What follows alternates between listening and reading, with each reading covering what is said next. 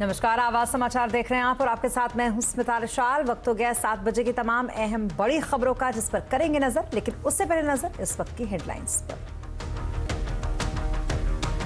I firmly believe that digital freedom is the birthright of every Indian. Within the next 2 months, that is by Diwali of 2022, we will launch Jio 5G across multiple key cities. देश में सभी लोगों को digital freedom देगा जियो। AGM में मुकेश अंबानी ने किया बड़ा ऐलान। दिवाली से मुंबई, दिल्ली समेत चारों मेट्रो में 5G सेवा। अगले साल दिसंबर तक पूरे देश में 5G। रिलायंस में नई पीढ़ी को बड़ी जिम्मेदारी। आकाश अंबानी को जियो का चेयरमैन बनाने के बाद अब ईशा को रिटेल बिजनेस की कमान, तो न्यू एनर्जी बिजनेस में अनंत को मिला बड़ा रोल। इसी साल एफएमसीजी कारोबार शुरू करेगी रिलायंस रिटेल। व्हाट्सएप पर भी आएगा जियो मार्ट। मेटा और जियो प्लेटफॉर्म की पार्टनरशिप से शॉपिंग होगी शानदार। एजीएम में ईशा अंबानी का बड़ा ऐलान।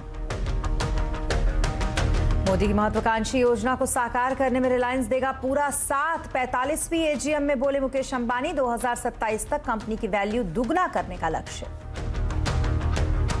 खराब ग्लोबल संकेतों ने बिगाड़ा बाजार का मूड। एक महीने में निचले स्तर पर बंद। आईटी सबसे ज्यादा पिटे। मेटल, बैंकिंग, रियल्टी शेयर में भी बिकवाली। सेंसेक्स 861 पॉइंट और निफ्टी 246 पॉइंट गिरा।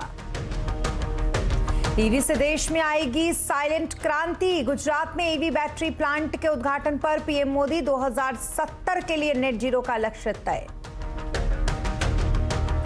राहुल ने सोनिया गांधी के काम करने का तरीका भी बिगाड़ा। कांग्रेस छोड़ने के बाद न्यूज 18 से एक्सक्लूसिव इंटरव्यू में गुलाम नबी आजाद का राहुल परवार, पीएम मोदी के गढ़े कशीदे।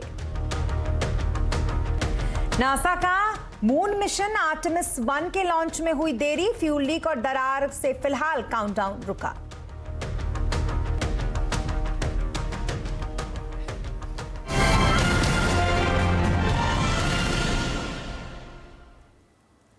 और बुलेटिन में सबसे पहले बात करेंगे रिलायंस के एजीएम की, जहां आज कई बड़े ऐलान हुए हैं।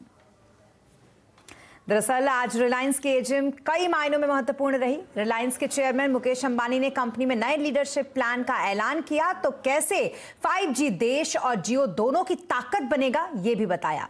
आकाश अंबानी को जियो की कमान देने के बाद अब ईशा अंबानी को रिटेल कारोबार की जिम्मेदारी दी गई, तो वहीं अनंत अंबानी को न्यू एनर्जी में बड़ा रोल मिला है।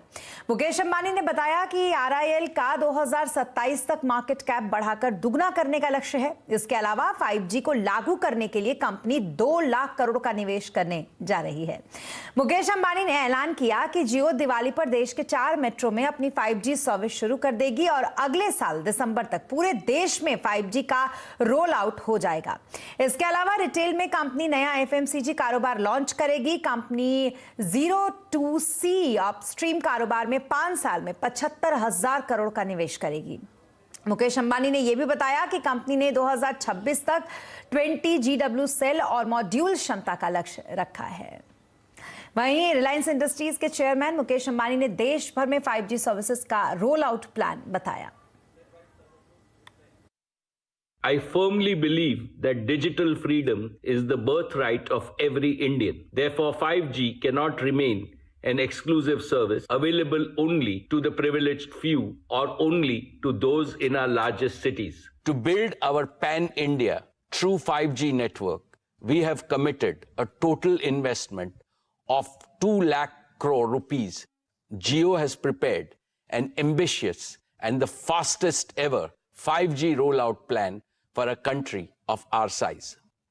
Within the next 2 months, that is by Diwali of 2022, we will launch Jio 5G across multiple key cities, including the metro cities of Delhi, Mumbai, Chennai, and Calcutta.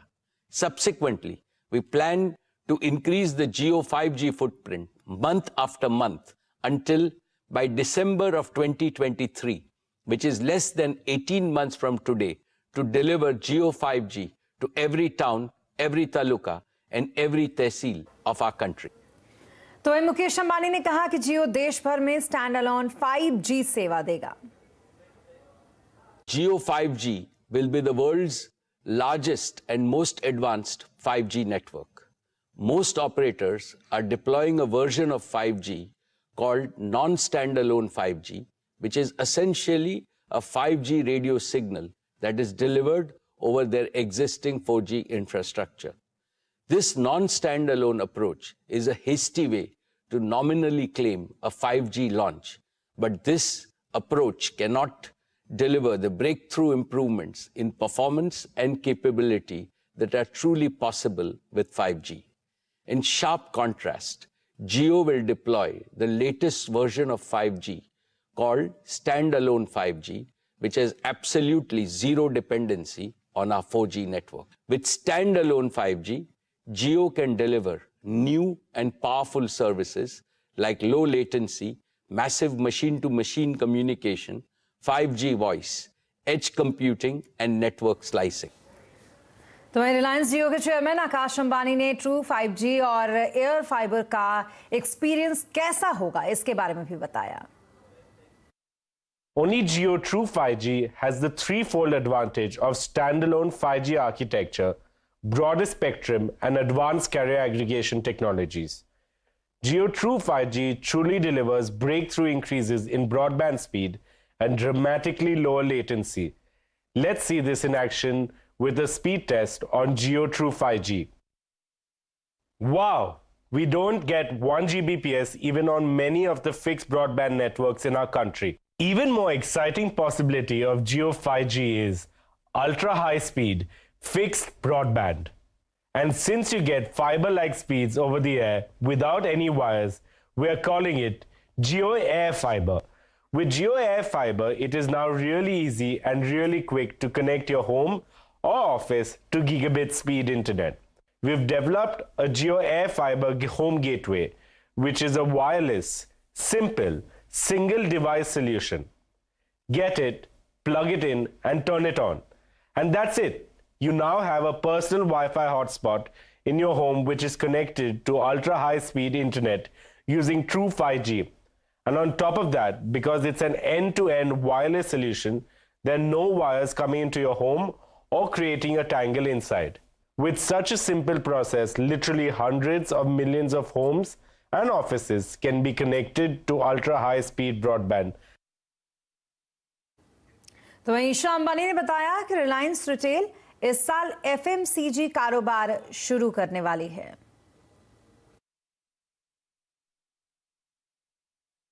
I'm excited to announce that this year we will launch our fast-moving consumer goods business.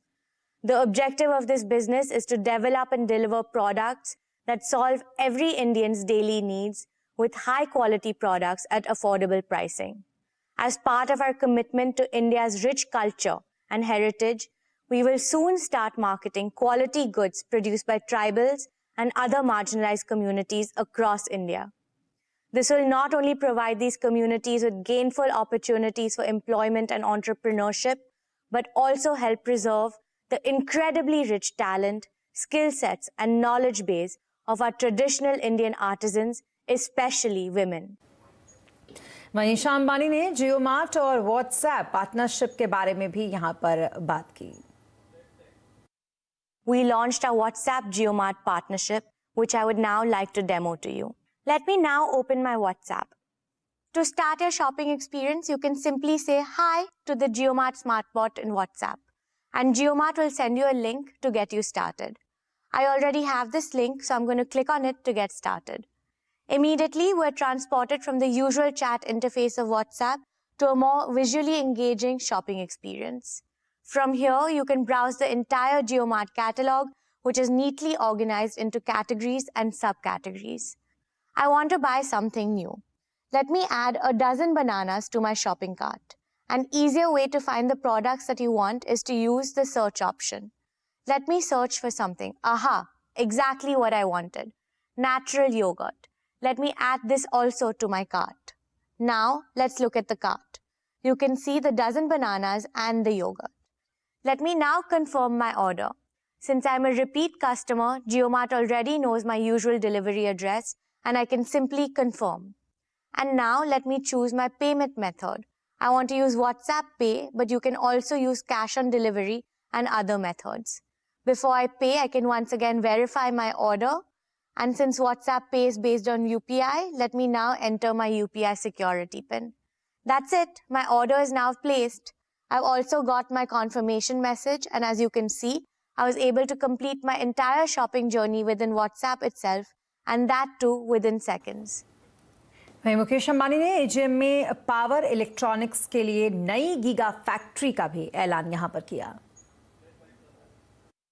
My conviction in solar energy and has provided further impetus to our investment thesis to establish 4 gigafactories. First, for photovoltaic panels. Second, for energy storage.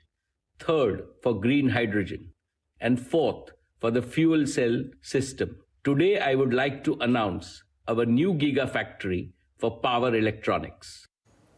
वहीं मुकेश अंबानी ने कहा कि RIL O2C कारोबार में अगले 5 सालों में 75,000 करोड़ का निवेश करेगी। Our O2C business crossed rupees 5 lakh crore in annual revenues. The EBITDA of our O2C business crossed rupees 50,000 crores. We are committed to maximize oil to chemicals integration and convert our advantageous feedstock streams to value chemicals and materials. I'm pleased to share that over the next 5 years, we will invest rupees 75,000 crores and expand capacities in existing and new value chains. वहीं मुकेश अंबानी ने AGM में रिलायंस की नई leadership team का भी आज ऐलान किया। At a time when a bright future is beckoning Reliance, what gives me optimism about ability to realize our dreams is our huge reservoir of young, dynamic, and best-in-class talent. Our next generation leaders are taking over the reins confidently across businesses, verticals, and horizontals. Akash and Isha have assumed leadership roles in Jio and retail. They have been passionately involved in our consumer business since its inception. Anant has also joined in our new energy business with great zeal. In fact, he is spending most of his time in Jamnagar. All three have fully inherited our founders' mindset. They are first among equals in a young team of leaders and professionals who are already doing amazing things at Reliance. My leadership team is also empowering our next-gen leaders by giving them a larger canvas to work on and greater responsibilities to fulfill. और अमृतकाल में Reliance industries का क्या है mega plan? आज आवाज अड्डा में इसी पर करेंगे बड़ी चर्चा शाम 7:57 पर।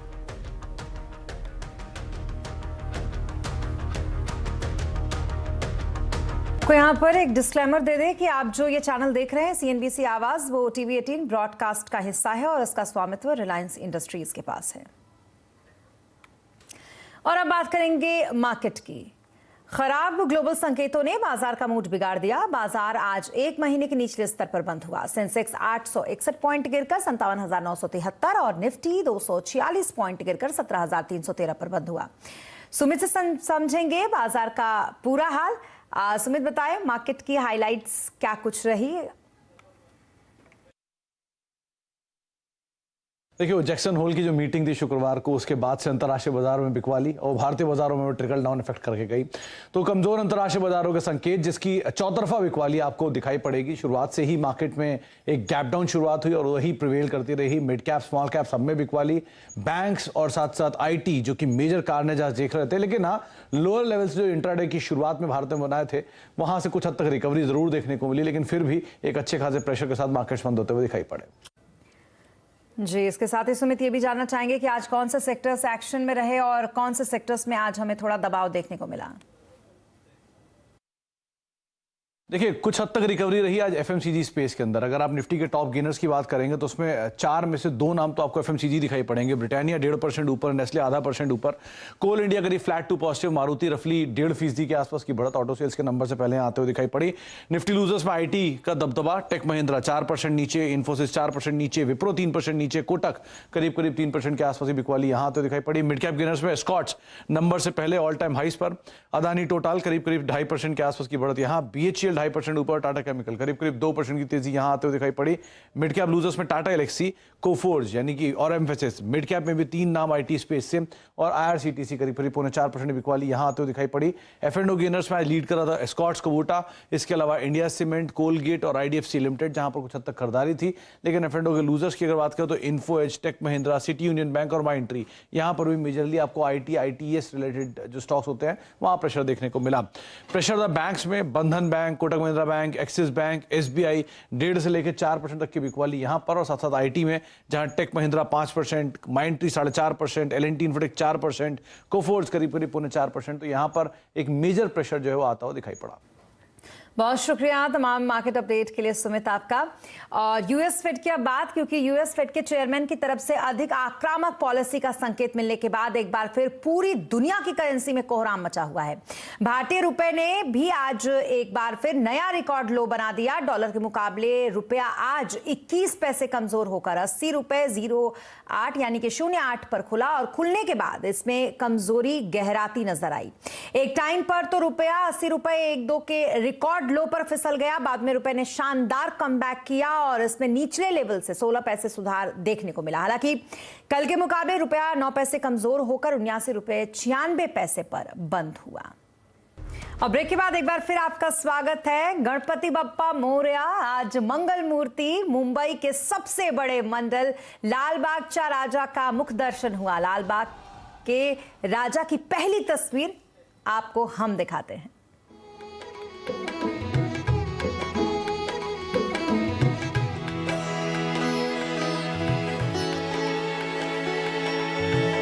बाद बड़े धूमधाम से एक बार फिर ये मनाने की तैयारी शुरू हो चुकी है, इसलिए गणपति की धूम भी काफी है। और लालबाग के राजा जो मुंबई के सबसे फेमस कहीं ना कहीं गणपति, और इनके दर्शन के लिए तो दूर दूर से लोग आते हैं। सबसे पहले मुख दर्शन हम आपको करा रहे हैं क्योंकि आज इनका मुख दर्शन हो गया और अब पूरी तैयारी हो चुकी है।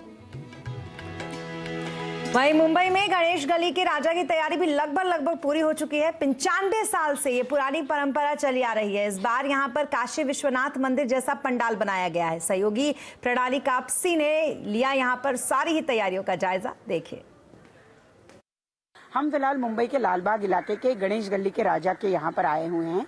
ये मुंबई का एक बहुत ही पुराना, जिन्हें 95 साल पूरे हो गए हैं, ऐसा एक मंडल है।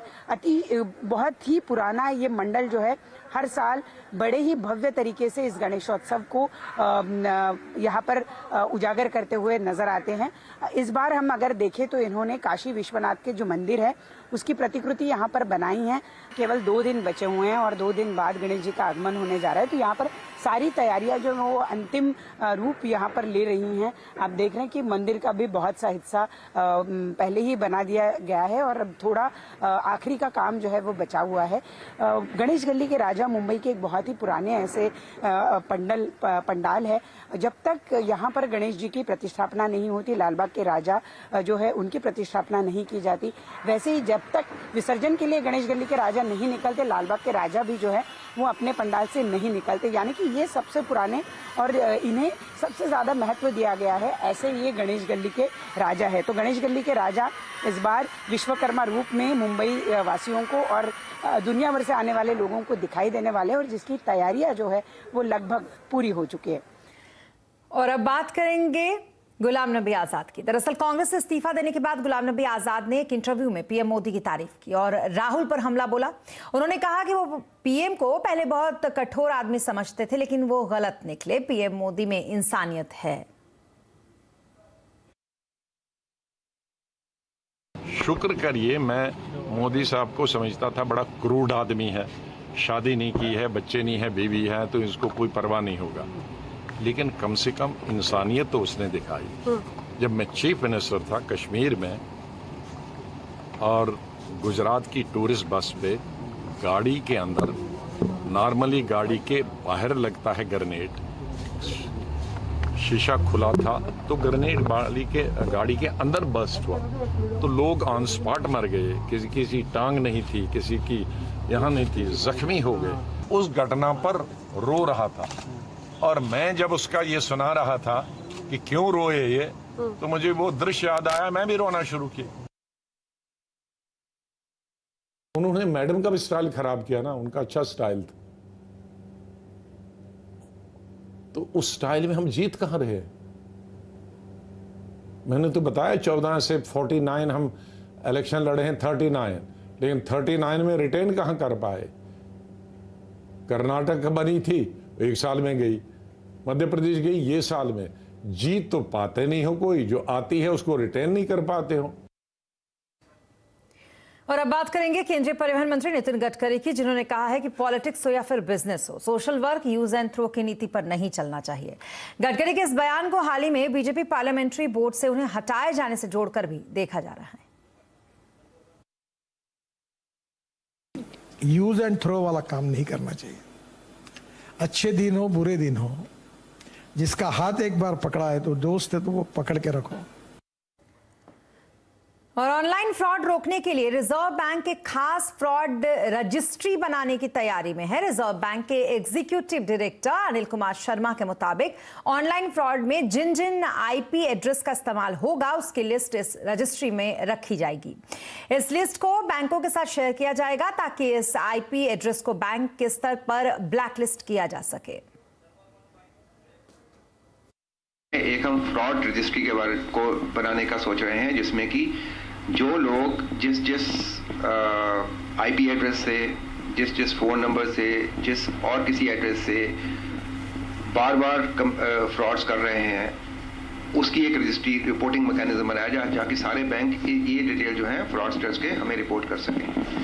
तो उसके that will help us to allow, in fact that will help us to prevent these fraudsters from using the banking infrastructure or the system for perpetrating fraud after fraud after fraud.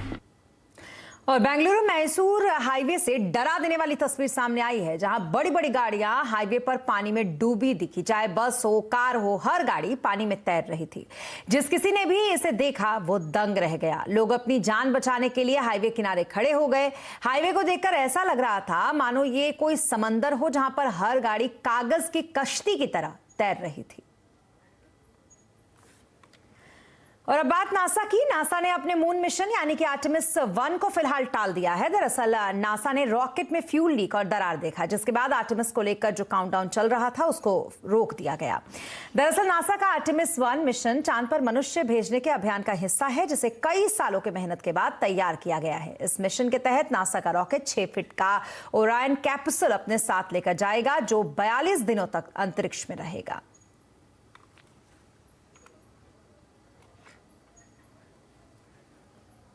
और इसी के साथ इस बुलेटिन में फिलहाल इतना ही, लेकिन खबरों में लगातार अपडेट के लिए आप बने रहे CNBC आवाज के साथ। नमस्कार।